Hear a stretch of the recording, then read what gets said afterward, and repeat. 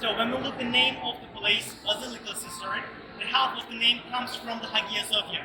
There are so many of these kind of places in the city, but this is the most beautiful and the biggest one. So, and it's on the side of the Hagia Sophia, and because there was a basilica on that land before, people called in Roman time here the Cistern of Basilica. And today we call it Basilica Cistern. To understand the concept of this kind of buildings, I gotta tell you a little bit about the history of the city. Outside, maybe you heard so many names like Istanbul, Constantinople, Byzantium. All these names comes from the different times. Turks or the Romans, they are not the first people who came here. The first people came here in the 7th century BC, before Jesus Christ. And they came here from the Greek land. They are the people of Mecca. When they came here, they loved this land because they thought it was so beautiful land. It is so beautiful peninsula. We are able to see everywhere from the end of the land, plus and so many other reasons. And when they came here, they loved here, and they saw some guys other side of Asia. But they called them, these guys who came here, they called them the blind kind. And even today's name, Kadıköy, maybe you guys may know this place. Today's name, Kadıköy, comes from this Greek name, Kalkedon. Kalkedon means land of blind people. They called these guys blind because they not here, because of they didn't come here, they thought they should be blind. But there was a great reason to not to come here. It was this water source problem. There is a curse on this land. Under our feet is old stone. There is no water source. And so, the hundreds of years later, when the Roman Empire, Constantine the Great, the name of the Constantinopolis comes from there. When he made Istanbul the capital of Rome, we people call here Constantinopolis, means city of Constantine, Constantine the Polis. When he made here the capital of Rome, he wanted to make here the most beautiful and the biggest city in the world. Even after Justinianus, after him, for 1,000 years, here this city stayed as the biggest and most crowded city in the Middle Age Europe. And just a few hundred years later, in the time of the Justinianus, in a great rebellion, we call it the Nika. Even today, the name of the brand, shoes brand, you guys know that, Nike, comes from this the Greek word. It's a Nika. It means victory. In a day when everybody came together in a hippodrome, the people, they wanted to start a rebellion, and they started to cry the Nika, Nika, Nika. That means victory. And they started a rebellion, and they burned down everything in the city in a few months. But when we look, just imagine this building, 1,500 years old. I just want to give you some information about the capacity of the place. From the up to the deep here, all the length is 140 meters. As a wide, 70 meters. As a high, is 9 meters. And when it's still full of water in the Roman time, it takes 100,000 tons of water inside the streets. And it was the source of water. As I told you, another reason of these places, when the enemy's armies seized the city, they were using water inside of these places. And the cities never fall down with this, because of these places. Just because before renovation, we were able to see fishes inside the water, catfishes. There were a lot of them. They took them out. I wish, they couldn't, but they did it.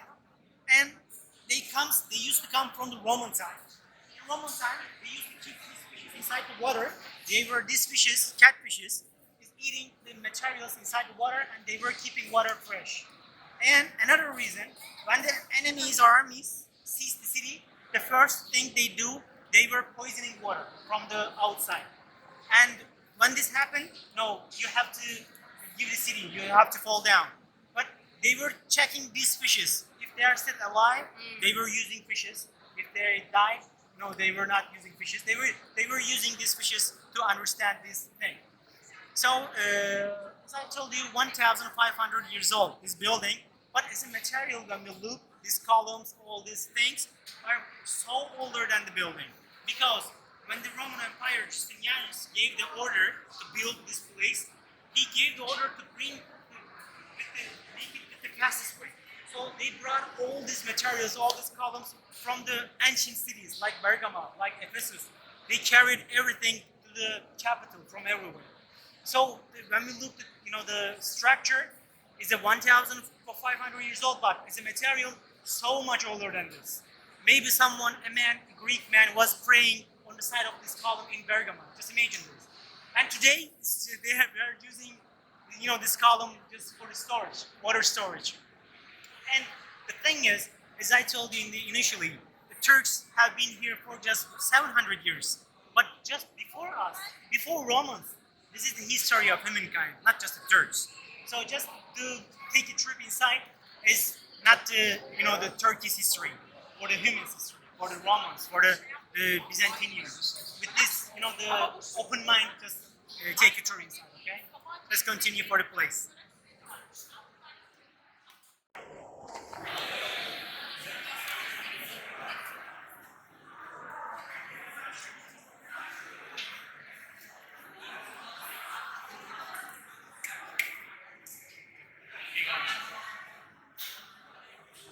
Medusa, let me tell you the story about Medusa. Medusa, in Greek mythology, Medusa, she was a so much beautiful girl on the Greek land. And she was loving the Perseus, which was the son of the Zeus. Zeus was the head of the gods in the Greek land. And Medusa was loving Perseus. But there was someone else which was loving Perseus too. It was Athena. It was the strategy and the intelligent god. And Athena turned Medusa's hair to the snake to take the Perseus back from her. And they cursed her, Athena cursed Medusa to live forever. And whenever a man looked at her face, he was going to turn to stone. This is the story about Medusa. And in Greek, in Roman times, even before Constantine the Great, they were believing that Medusa, the Basilica Cistern, this cistern is the place where the Medusa was hiding. And he was hiding in deep of here. And Perseus, the duty to kill the Medusa is given to the Perseus, which is the love of the Medusa.